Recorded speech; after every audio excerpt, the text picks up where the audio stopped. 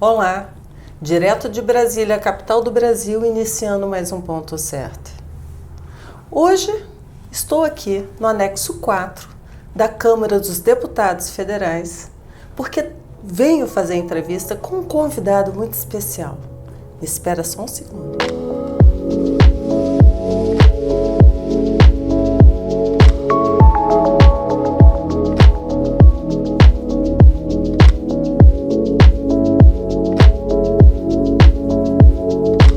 Nosso convidado e entrevistado é o deputado federal Ricardo Silva, que vem do estado de São Paulo.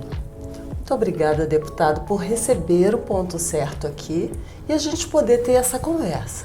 Bom, primeiro que eu estou muito honrado, Érica, de receber o Ponto Certo, de falar para o Brasil, de falar sem fronteiras e de falar até com outros países, com os Estados Unidos, que eu sei que te acompanha. E a sua presença aqui, qualificada, falando de assuntos que dizem respeito às mulheres, dizem respeito à vida das pessoas, como é que se faz uma lei, como é que essa lei pode mudar a vida de alguém e como é que, em especial, as nossas mulheres podem se beneficiar de algumas políticas públicas que o nosso país está prevendo. Então, acho que esse bate-papo é mais do que fundamental.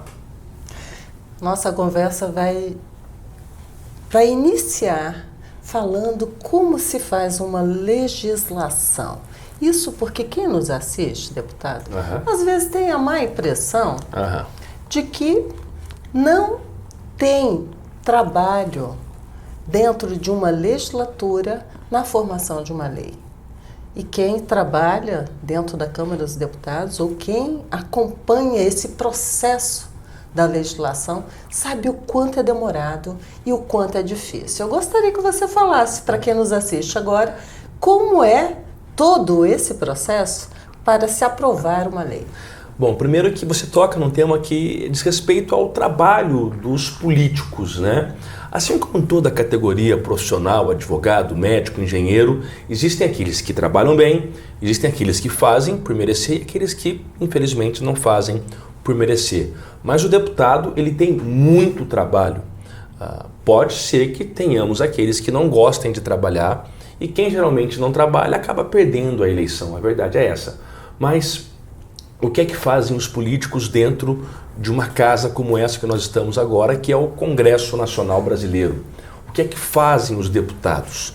Os deputados, eles têm a função que está prevista na lei e na Constituição Federal, que é a lei maior de um país, de compor o poder legislativo.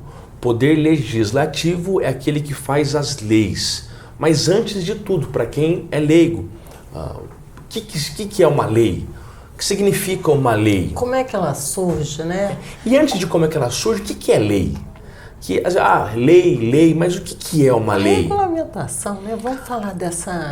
A lei, ela é um comando que se dá para viver em sociedade.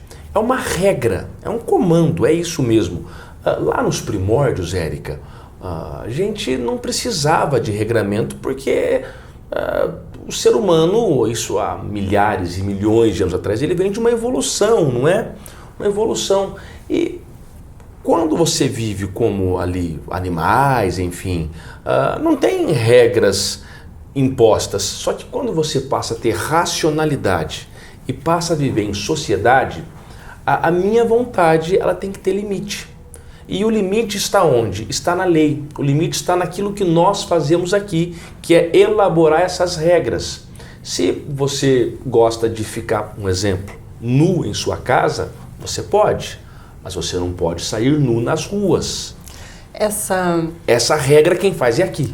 E essa regra é muito importante porque ela não vai só ditar a forma que as pessoas vão caminhar ou vão se tratar dentro de uma sociedade, mas principalmente garantir também direitos àquela pessoa. É verdade. Em momentos em que ela necessite, seja por vulnerabilidade, seja por fragilidade, extrema pobreza que nós temos no Brasil, né? Muita. Então, a lei, ela também vem para amparar, É isso. para socorrer. Não é verdade? Verdade. Aí nós temos dois aspectos da lei. Primeiro, como normas, regras que vão limitar a sua vontade. É isso, limitar, de certo modo, a liberdade. Você é livre para fazer o que quer, mas você não é livre para fazer algumas coisas. Por exemplo, você não é livre para atacar alguém, para bater em alguém. Essa liberdade, a lei, ela limita. Mas também você toca num ponto, a lei tem um caráter social. A lei tem um caráter de garantir direitos que já estão previstos em linhas gerais na Constituição Federal e de reafirmar esses direitos. Então a lei, ela tem esses dois aspectos e é aqui onde nós estamos agora que nós fazemos isso. Então a nossa missão como deputado é fazer esses comandos, fazer essas leis para assegurar direitos, para regrar a vida em sociedade e também para fiscalizar o executivo, para fiscalizar o governo, se está aplicando bem o dinheiro público, onde está aplicando. Então, é nossa função essa também. E a importância da legislação ela ser sempre renovada, porque os costumes vão mudando, a população vai crescendo, enfim, vão surgindo, e até mesmo com a tecnologia, vão surgindo outras situações. Veja que o nosso Código Penal está sempre agora precisando de reformas por conta da tecnologia. Surgiram diversos outros crimes aí que precisam serem amparados pela legislação. Então é importante quem nos assiste saber que a legislação ela é dinâmica, ela não para. Por quê? Todos os dias há uma mudança dentro da sociedade ou até mesmo dentro do próprio planeta que possa estar afetando a cada uma dessas pessoas. É verdade. O que baseia entre aspas, fabricação de uma lei ou aquilo que faz a lei entrar em vigor? O Miguel Reale falava de forma difícil aquilo que a gente traduz de forma fácil.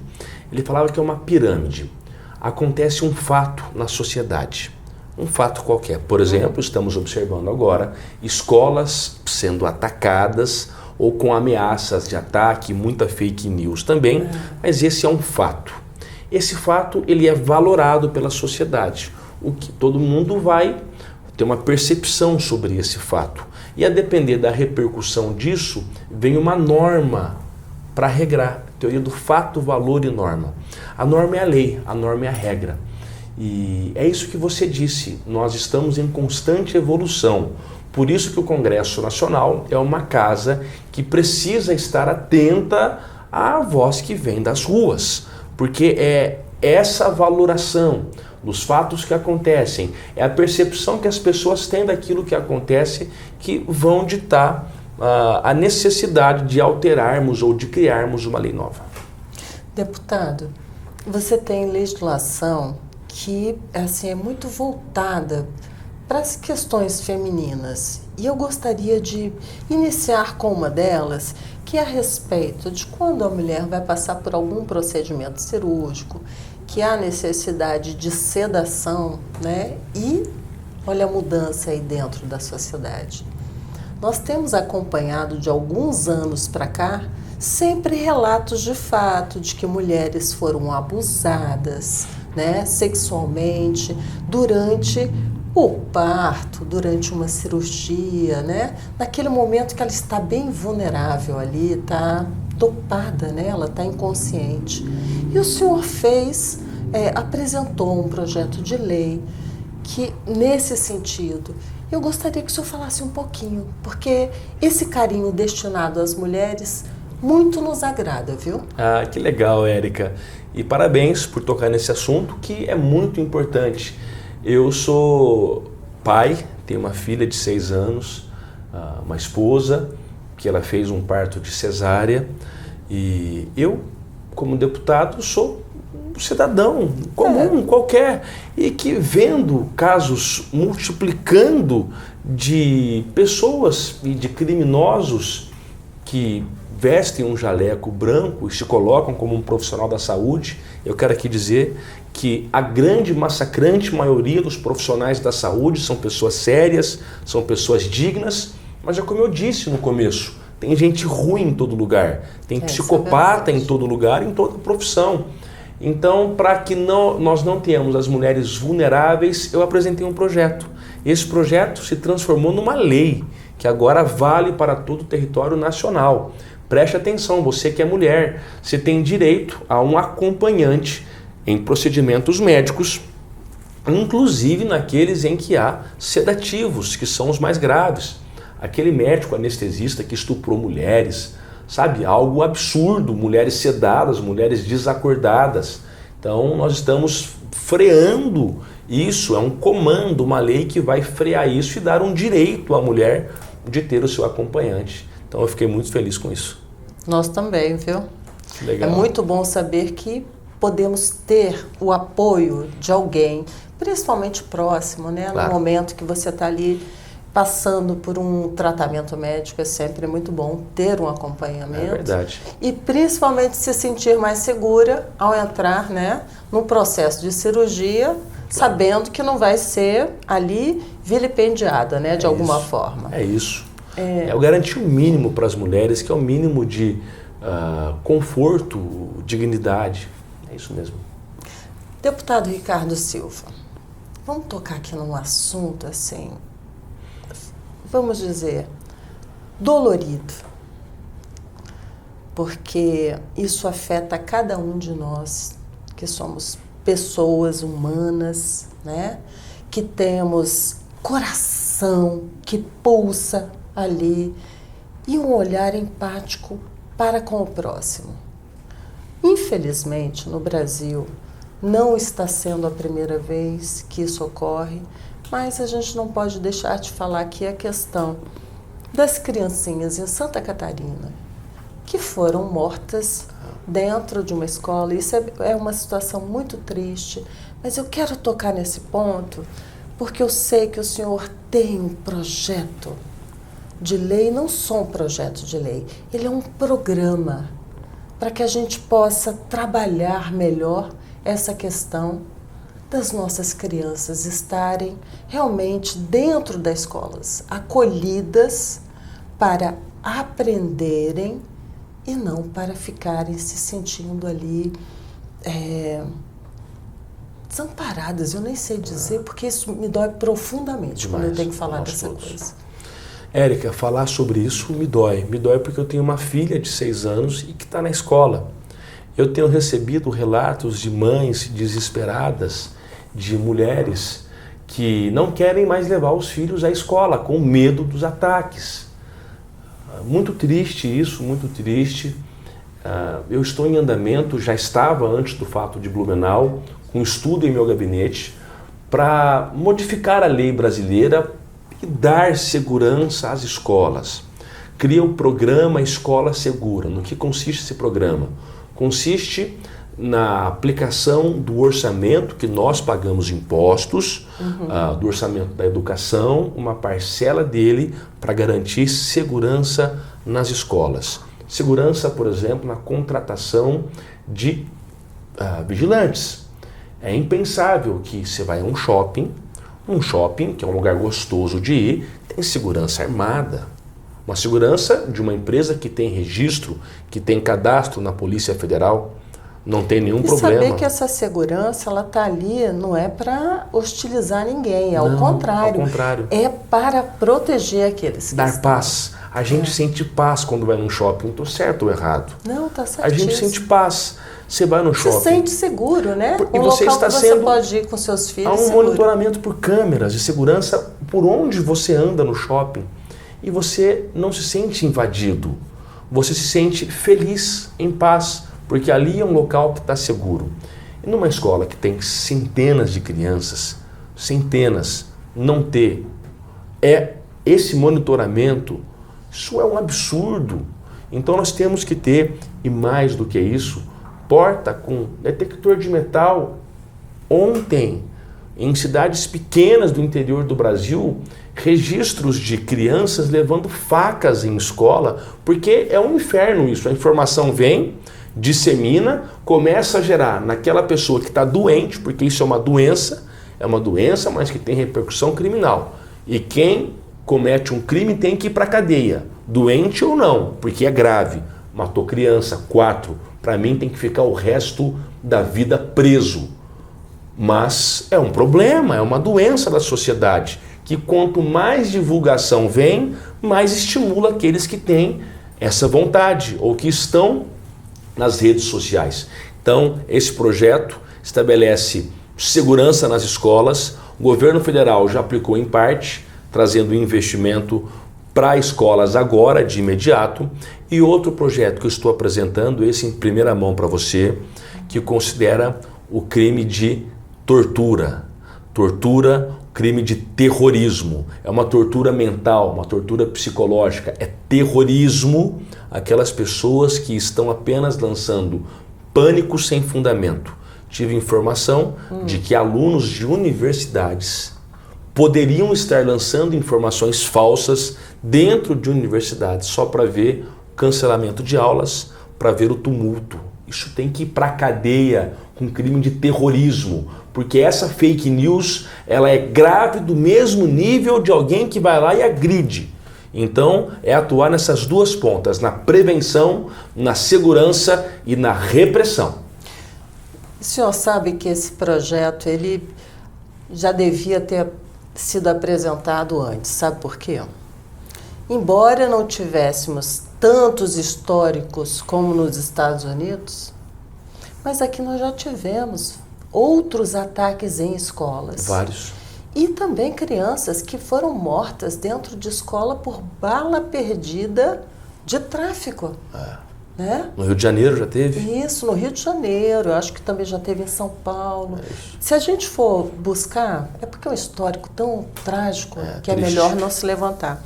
Agora, é muito importante termos uma lei realmente voltada para isso. Por quê?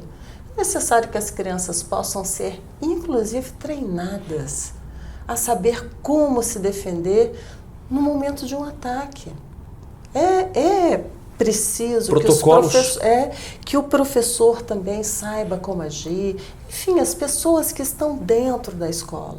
Né? Verdade. Porque, por mais segurança que a gente tenha, a gente sabe que o bandido, quando ele quer, ele consegue burlar. Ele faz, né? Infelizmente, Érica. Infelizmente. É isso.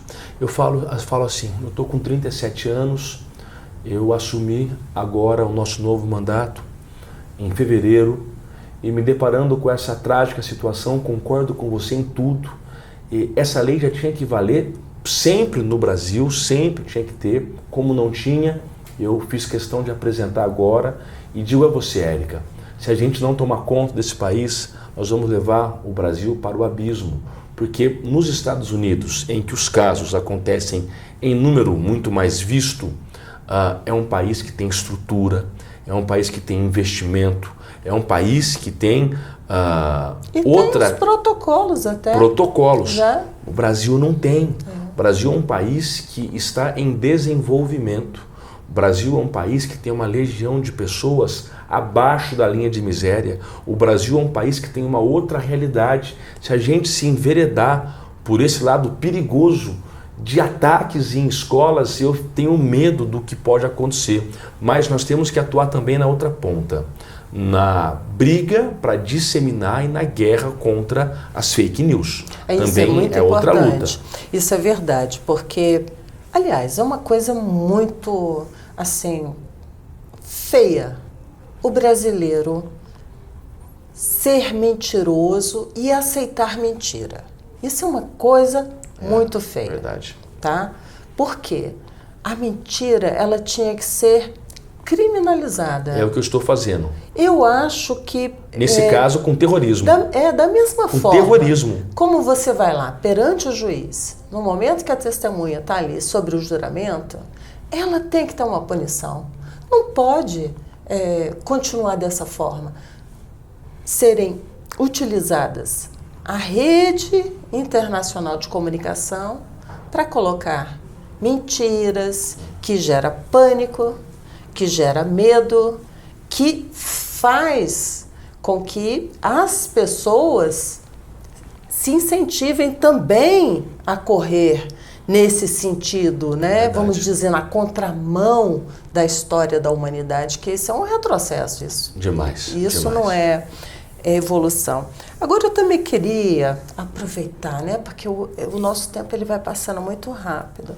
Deputado, me fala um pouco, porque você também cuida dos empregados domésticos, a respeito do abono para a questão das domésticas. É tão importante porque nós temos tantas mulheres no Brasil que são trabalhadores e trabalham em residências, temos homens também, e é muito importante eles saberem que estão sendo bem cuidados. É isso, tem um projeto de minha autoria que prevê o pagamento de abono salarial, que é um salário mínimo a mais por ano. Isso já é pago para quem recebe PIS e PASEP, mas é pago para quem é registrado numa empresa e não para quem é registrado com uma patroa, com um patrão pessoa física, excluindo as empregadas domésticas. É um absurdo. Então é um projeto de nossa autoria que visa trazer justiça para isso, para garantir a essas mulheres e eventuais homens também que exerçam essa função, o direito ao abono salarial de um salário mínimo que ganham outros trabalhadores e que nós temos que garantir sim às empregadas domésticas. O projeto está tramitando na Câmara, eu luto por aprovar, não é fácil, mas a nossa luta segue. Tem que ter um equilíbrio aí, né? É isso. Bem, o ponto certo está chegando ao finalzinho. Eu gostaria que você desse. Pode falar, que pena. Pode. É muito bom, o bate-papo está ótimo, viu? Eu gostaria, deputado, que o senhor desse um recado para quem nos assiste, tá? E principalmente para que a pessoa possa ver o quão importante é estar também acompanhando o trabalho do seu deputado eleito aqui em Brasília. Verdade. E para acompanhar mais, além da entrevista, corre para as minhas redes sociais, no Instagram, como @Ricardo Silva, você me encontra lá, no TikTok também, Ricardo Silva, estou moderninho, TikTok também, Ricardo Silva, e no Facebook também, você procura por Ricardo Silva, a página oficial verificada é minha, se não me engano, facebook.com/Ricardo Silva RP, no Facebook. Mas nas demais, @Ricardo Silva, e é importante mostrar que há políticos e apolíticos. Há quem trabalha, há quem luta por causas justas, dignas, e há aqueles que, infelizmente, não vale a pena nem comentar. Mas é pelos bons, que são maioria. Eu acredito muito nisso, que a população é constituída de pessoas boas. As pessoas são boas por essência. E é por essas pessoas boas que nós temos que seguir lutando. Parabéns, Érica, pelo seu trabalho. Obrigada, eu também acredito dessa forma. E você que nos assiste, procure lembrar em quem você votou como deputado federal e acompanhe o trabalho dele. Ele é seu representante, ele está aqui para fazer o melhor por você nesse Brasil. Espero que você tenha gostado do nosso bate-papo de hoje e até a próxima semana.